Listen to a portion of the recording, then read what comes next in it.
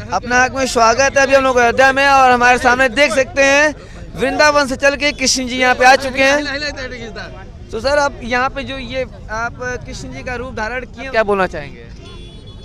मेरा नाम अद्भुत स्वामी श्री कृष्ण है।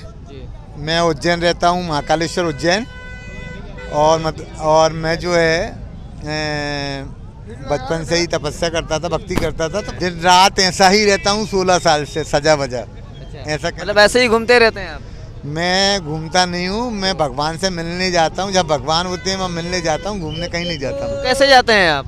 मैं तो ट्रेन से जाता हूँ, कार से जाता हूँ, ट्रेन से जाता हूँ। इसके पहले आप कहाँ कहाँ जा चुके हैं? इसके पहले मैं जितने भी तीर्थ भारत के अंदर हैं, जितने तीर्थ भारत के अंदर हैं, 12 ज्योतिर्लिंग, चारों धाम हैं, गंगा सागर, जितने पशुपतिनाथ जो नेपाल, ये मैं सारे जितने भी भगवान हैं, इम्पोर्टेड मंदिर हैं अपने भारत के, सबके दर्शन करेगा।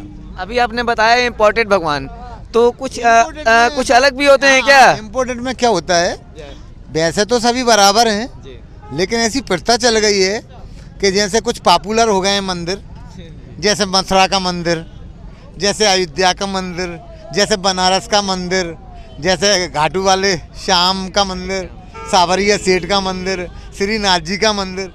तो ये जो कुछ ऐसे मंदिर हैं जिन्हें अंधे बहरे लंगड़े लूले सब जानते हैं, वो मंदिर को कह रहा हूँ। जो मतलब क्या है, बड़े मंदिर क्या है, जैसे पॉपुलर रहते हैं, जिनमें देश के सारे लोग जो बुजुर्ग हैं उनने तीर्थ यात्रा बताई है कि अगर आप तीर्थ यात्रा करोगे तो आप बदल जाओगे और स्वर्ग में जा सकते हो। जैसे एक रामायण में लिखा है, मैं स्वर्ग में जाने का रास्ता बता रहा हूँ आपको। कैसे बता रहा हूँ आप सुने, कि रामायण में जब रामचंद्र जी ने सेतुबंध रामेश्वर की स्थापना की, तो रामचंद्र जी ने वचन दिया कि कलयुग में जो भी आदमी गंगोत्री का जल लाके रामेश्वर में चढ़ाएगा वो स्वर्ग में जाएगा। तो भैया मैं गंगोत्री गया, वहाँ से जल लाया और रामेश्वरम में चढ़ाया, इसलिए मुझे ऐसा लगता है मैं स्वर्ग में तो जाऊँगा। नहीं, एक बात आप बोलना चाहेंगे, अभी आपने बोला था कि कुछ भगवान इम्पोर्टेंट होते हैं, तो सभी भगवान तो इम्पोर्टेंट होते हैं। और ये नहीं, ये छोटा मंदिर हो या बड़ा मंदिर हो, मंदिर तो एक बराबर, पूजा भी एक बराबर होता है। जैसे राम जन्मभूमि माना बहुत बड़ा तीर्थ, कृष्ण जन्मभूमि माना बहुत बड़ा तीर्थ। तो जहाँ भगवान जन्म लेता है वहाँ धाम हो जाता है। वहाँ धाम से क्या होता है कि जब धाम में आदमी पहुँचता है तो ऑटोमेटिक बदल जाता है, भगवान का प्रभाव उस आदमी के दिमाग पे आ जाता है। जब वो उस धाम से लौटता है तो और तरह का हो जाता है, इसलिए उसका महत्व ज़्यादा होता है।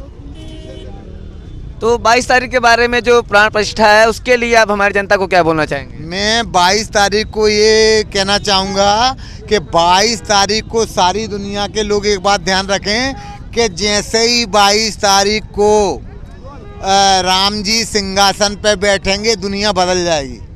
अब कैसे कैसे बदलेगी ये भी बता देता हूँ आपको। बूढ़े और तरह के हो जाएंगे, जवान और तरह के हो जाएंगे, बालक और तरह के हो जाएंगे, नारियाँ और तरह की हो जाएंगी, और संसार और तरह का हो जाएगा। और कैसे होगा ये भी बता देता हूँ आपको। ऐसा नहीं हो सकता, ऐसा इसलिए हो जाएगा कि जब भी युग परिवर्तन होता है और जब भगवान को कुछ करवाना होती है तो वो माया द्वारा करवाता है।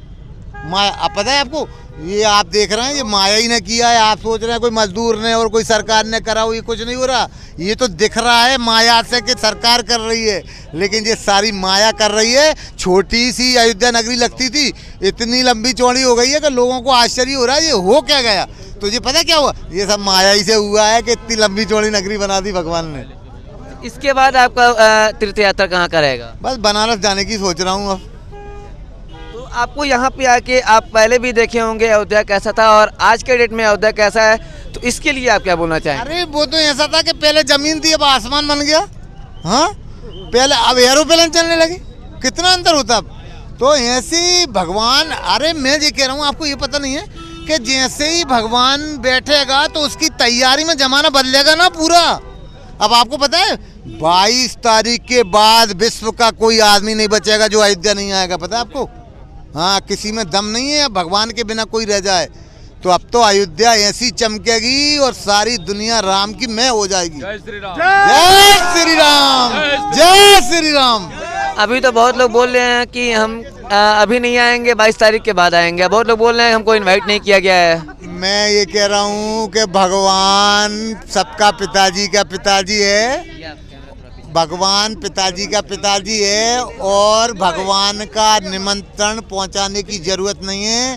जो भगवान के प्यारे होते हैं उन्हें निमंत्रण मिले तो आते हैं, निमंत्रण नहीं आती तो आते हैं, और जो भगवान के प्यारे नहीं होते उन्हें निमंत्रण पहुंचाओ तो नहीं आएंगे, और निमंत्रण नहीं दो तो नहीं आएंगे। वो कैसे भी नहीं आ सकते, और अड़ोसी पड़ोसी और पहचान वाले को भी नहीं आने देंगे कि भैया आप भी हमारे साथ आइए, बहुत बड़ा नाम होगा आपका उल्टा करने में।